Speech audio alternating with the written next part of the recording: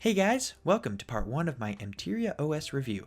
So in this part, I will show you how to install Emteria and get it set up on your Pi. Then I will take a look at some of the features and pre-installed apps on this operating system. So let's get into it. Alright guys, so first I'm going to show you how to install Emteria. If you want to skip to the actual review, then skip ahead to this point in the video. To install Emteria, first you need to create an account, then go to your account and download the appropriate installer.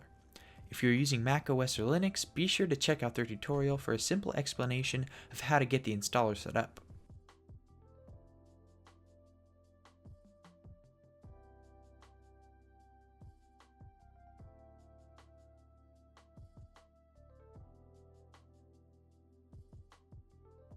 Once your installer is ready to use, sign into your account, choose the Raspberry Pi 3, then pick the SD card that you want to install Emteria on, and it will be automatically downloaded and installed onto your SD card.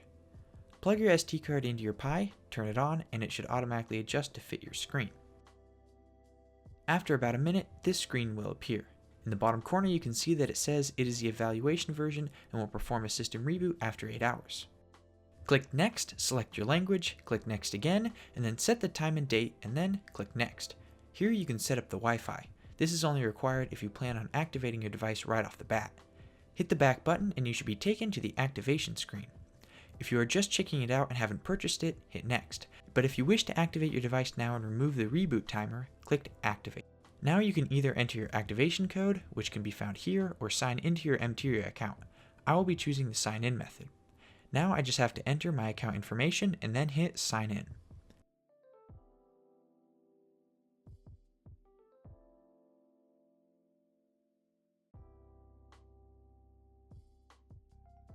Finally, reboot your device for the activation to complete.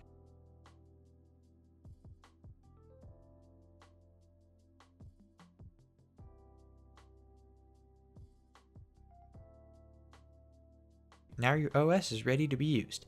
If you're using the evaluation version, you will still have access to almost everything, but it will reboot your device after 8 hours.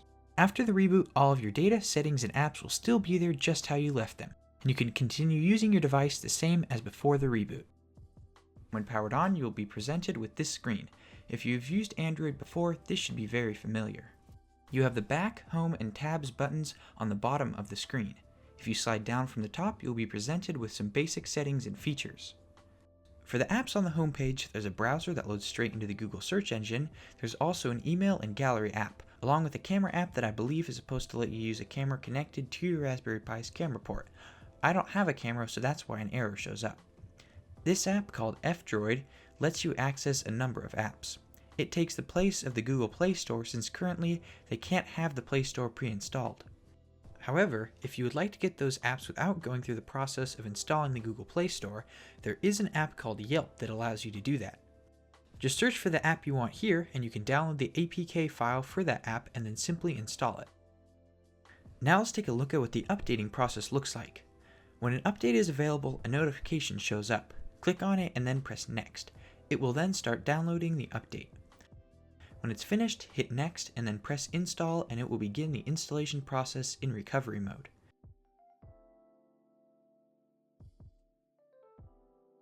When that's finished, it will reboot into the updated version.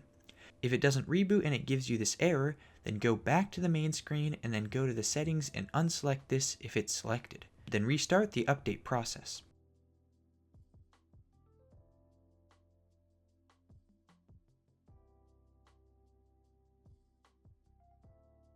So, what are my thoughts on this operating system so far? Well, the installation process was very simple, and setting it up was no problem.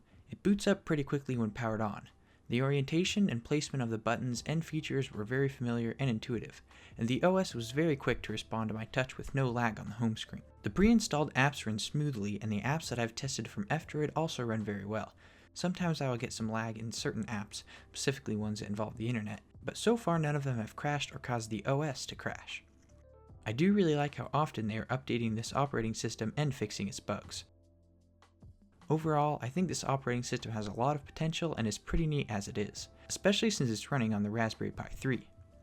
I do think that $80 is a steep price for this, and depending on what you want it for, it might not be worth it. Do keep in mind though that when they created Emteria, they planned on it being used most commonly for industrial use, not personal use. and a price like that is more common in that situation. But if you'd still really like to purchase Emteria and the price is too high, then make sure to check out the description for a discount code that will drop the price to around $25 US. Do note that this offer is available for a limited time. If you have no interest in buying it whatsoever, then I would simply recommend downloading the evaluation version and playing around with it a bit if you have a Raspberry Pi. I would also recommend checking out part 2 of my review when it comes out. In that video, I will be installing the Google Play Store and seeing how those apps perform on Emteria. So make sure to keep an eye out for that. If you have any questions about Emteria or have any problems you've run into, feel free to check out the help page on their website, or you can post them on their forums. I will link to all that in the description. Just wanted to say thanks to Emteria for sponsoring this video to make this review possible. I hope you guys enjoyed this video. Thanks for watching. Peace out.